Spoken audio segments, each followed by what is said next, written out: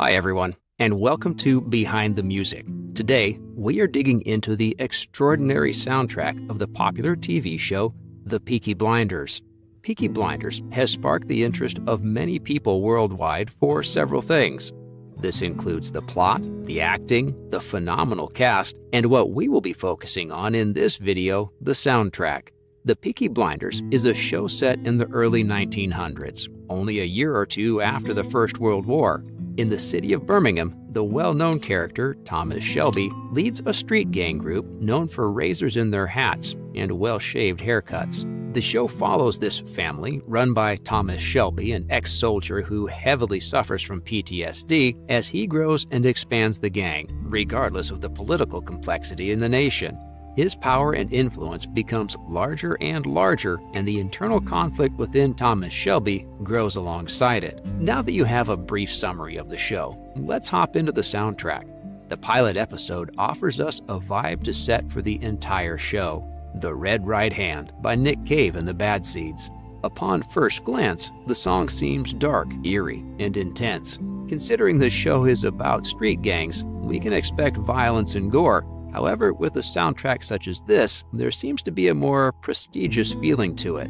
There is a lot of Johnny Cash and Bob Dylan, which give off a more somber, calm attitude to the show. Oftentimes, there are slower songs filled with sorrowful, dismayed lyrics, which give off a depressing vibe. This is topped off by songs with a piano, violin, and soft humming. Usually, such nonchalant energy would make viewers uninterested, but it seems to have the opposite effect in this show. Its uniqueness of it is attractive, and the producers of the Peaky Blinders did a fantastic job of implementing the music into certain scenes. However, this show does not only utilize this slow, calming type of music. During more chaotic scenes, there is no lack of electric guitars, loud drums, and lots of basses. Throughout the show, we see Thomas Shelby suffer from a mixture of emotions. There is a collision in thought between his heightened intellectualism, his post-traumatic stress disorder, and lastly, the amount of violence that happens due to his decisions. Although no words may be spoken, you can tell exactly what Thomas is thinking through the music. He may be leaning back in his chair, smoking a cigarette and enjoying some whiskey. Although the show doesn't show us his exact thoughts, the thoughtful, intellectual, internal conflict can be portrayed through the music used in the film. You cannot discuss the music for the show without talking about how it seems as if the music was made exactly for the show, even if it was made in 1994. Red Right Hand describes a man in the song and uses the phrases, "He's a god, he's a man, he's a ghost, he's a guru." Cillian Murphy even said it seems like the show and character of Thomas Shelby are slowly becoming synonymous. The song even describes the man as, "On a gathering storm comes a tall, handsome man in a dusty black coat with a red right hand." It then goes on to describe him as someone with a catastrophic plan. As the show goes on and Thomas Shelby grows in character and power, the lyrics almost seem too perfect. The song perfectly fits the characterization of the actors, and the tone is a great reflection on the atmosphere made in the film. Another atmosphere heavily focused on in the film is the slow decay of Thomas Shelby's well-being. The song All My Tears by Anne Brun is played as he reflects on his life, battling the inner conflict we all do. The lyrics to this song are extremely striking, such as, "The wounds this world left on my soul will all be healed and I'll be whole." This song shows that Thomas Shelby, the man with the mental confidence of a warrior, the most powerful man in Birmingham, still has wounds that cannot be healed in this life. On top of this, it opens us up to his burning internal conflict. This makes sense, considering the amount of blood that has been shed due on his account. While we could give the credit to various people, whether it be the singers or the producers, Amelia Hartley has got to go mentioned. In fact, she was a nominee for the Guild of Music Supervisor Awards in 2015. She was also the supervisor on Black Mirror, Fortitude, The Rig, Bounty Hunters, Dark Horse, and many, many more popular films. However, Peaky Blinders has been by far her biggest hit as of yet. She is responsible for musically supervising 36 episodes of the show and is ultimately one of the biggest factors as to why the show did as well as it did. Upon hearing part of the soundtrack, Cillian Murphy was not enthusiastic in the least about the music. In fact, he clearly stated that it was a terrible idea. He described it as earnest, self-conscious, and doomed to fail.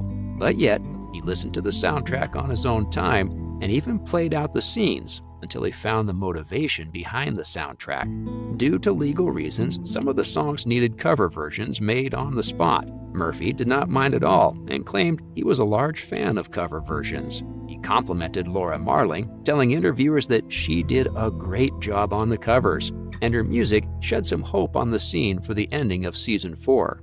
Some influential people in the process of making the show thought it odd to add a lot of female voices on the show, considering the majority of it represents male actors and masculine traits throughout.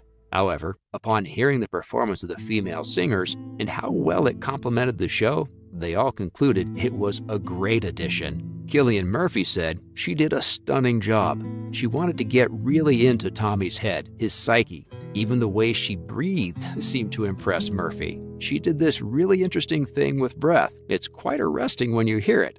Again, you think, that shouldn't work, but it works brilliantly, he said. Cillian Murphy also claimed Radiohead was probably his favorite band in the world. There is a scene at the end of season 3 that Cillian Murphy mentions. As the cops show up and the Shelby family is arrested, apparently betrayed by Thomas, there is a massive weight that most would not be able to articulate through music. Thomas Shelby stands alone in the empty house as the cops leave along with his family. Most music would never even come close to being able to show the weight of the moment. However, Cillian Murphy claims Radiohead did it perfectly with the song Life in a Glass House. Cillian Murphy said, "There's a depth to the music of Radiohead, and there's an amazing complexity to Thom Yorke's voice, and it just fits. These guys don't lend their music to very much at all. They're super choosy, so we were just very lucky." In conclusion, the soundtrack for the Peaky Blinders is simply a wonderful piece of art. It allows the viewer to enter the mind of Thomas Shelby and allows us to feel the weight of his internal struggles. This is quite the experience, considering his character comes off as the classical street gang boss in a movie filled with sparks, explosions, and flying bullet shells. With that being said, the old style of rock perfectly plays in with the atmosphere of the show, colliding with the chaotic action. The music creates an eerie, sorrowful, nonchalant vibe, which, although may seem to repel, actually adds a lot of value to the show. Not only is it unique, but the audience receives a more nuanced emotion from the events in the series. A final comment, because I want to hear your opinion. If you have ever listened to David Bowie's album The Next Day, you've probably heard the song Dirty Boys. If not, give it a listen. I feel this song is made for the show, and I tried several times to send a mail to different staff on the show to get this message through. Unfortunately, with no luck. Let me know in the comments section what you think of this. Maybe it's just me, being a biased Bowie fan. Anyway, thanks for watching, and stay peaky.